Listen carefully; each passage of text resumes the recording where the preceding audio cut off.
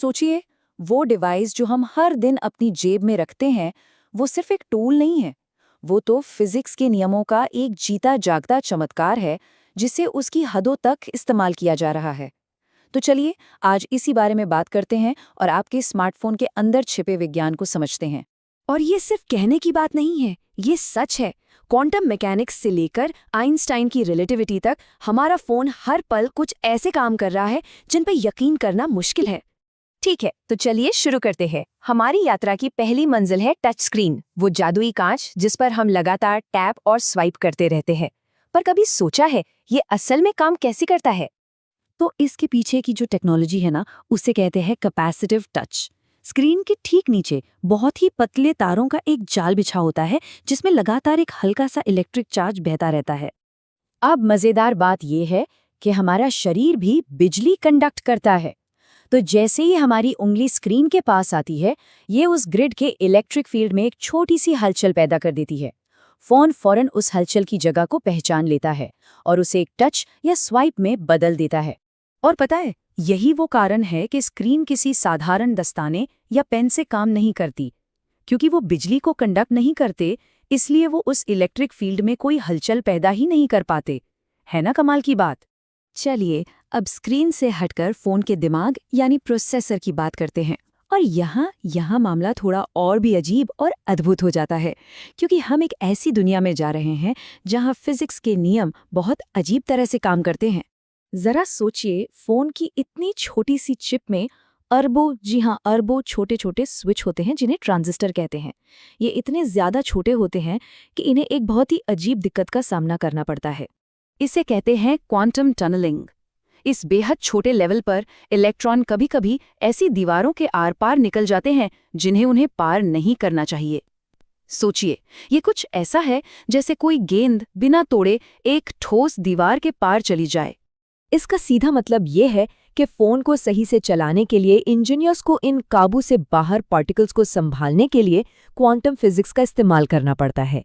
यानी हमारा फोन असल में हमारी जेब में रखी क्वांटम मैकेनिक्स की एक जीती जागती मशीन है। चलिए, अब बात करते हैं फोन की आंखों की, यानी उसके कैमरे की।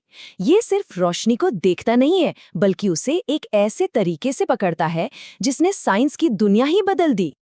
ये सब मुमकिन होता है फोटो इलेक्ट्रिक इफेक्ट की वजह से। जब लाइट के पार्टिकल्स, जिन्हें फोटॉन कहते हैं, कैमरे के सेंसर से टकराते हैं, तो वो सिलिकॉन की सतह से इलेक्ट्रॉन्स को बाहर धकेल देते हैं। और हाँ, ये वही खोज है जिसके लिए महान एल्बर्ट आइंस्टाइन को नोबेल प्राइज मिला था।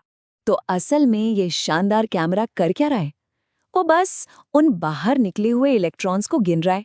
जितने ज्यादा इलेक्ट्रॉन, पिक्सल उतना ही ब्राइट। कितना सिंपल है ना? पर उतना ही पावरफुल भी। लेकिन ये सब कुछ बेकार है अगर फोन में जान ही ना हो। तो चलिए, अब बात करते हैं बैटरी की, जो सिर्फ एनर्जी का एक डिब्बा नहीं, बल्कि एक बहुत तेज रफ्तार वाला केमिकल खेल है।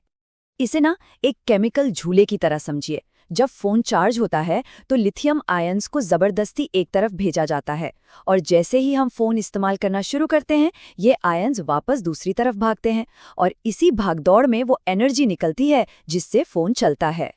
और कभी सोचा है कि गेम खेलते हुए या ज्यादा देर फोन चलाने पर वो गर्म क्यों हो जाता है? वो इन्हीं आयंस की लगातार भागदौड़ से पैदा होने वाले फ्रिक्शन यानी घर्षण की वजह से होता है। और आखिर में बात करते हैं उन अदृश्य धागों की जो हमारे फोन को पूरी दुनिया से जोड़ते हैं। यहाँ हम एक बार फिर आइंस्टीन की दुनिया में लौट रहे हैं, और यकीन मानिए, ये दिमाग घुमा देने वाला है। जब भी कोई मैसेज भेजा जाता है, फोन उसे इलेक्ट्रोमैग्नेटिक वेव्स में बदल देता है, और ये वेव्स ये लाइट की स्पीड से चलती हैं, यानी लगभग 3 लाख किलोमीटर प्रति सेकंड। कमाल है ना? लेकिन असली जादू तो जीपीएस में है। हमारा फोन करीब 20,000 किलोमीटर ऊपर घूम रहे सैटेलाइट से सिग्नल लेता है। पर यहाँ एक बहुत बड़ी प्रॉब्लम है जो फिजिक्स के सबसे गहरे सिद्धांतों से जुड़ी है। ये सुनने में बहुत अजीब लगेगा, लेकिन सच यही है। उन तेज रफ्तार सैटेलाइट्स के लिए समय हमारी पृथ्वी के मुकाबले थोड़ा तेजी से बीतता है। इस चीज को आइंस्टाइन की जनरल रिलेटिविटी समझाती है। और ये सिर्फ किताबों की थ्योरी नहीं है। फोन का जीपीएस सॉफ्टवेयर लगातार इस टाइम के फर्क को ठीक करता रहता है।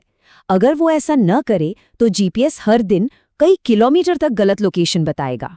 तो इन सब का क्या मतलब है?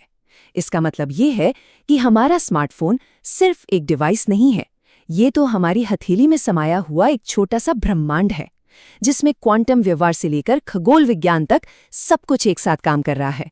हर स्वाइप, हर क्लिक, हर फोटो के पीछे फिजिक्स के सबसे गहरे सिद्धांत काम कर रहे हैं, और ये हमें सोचने पर मजबूर करता है कि अगर ये आज की टेक्नोलॉजी है तो कल के डिवाइस किन नए और अनजाने नियमों पर चलेंगे।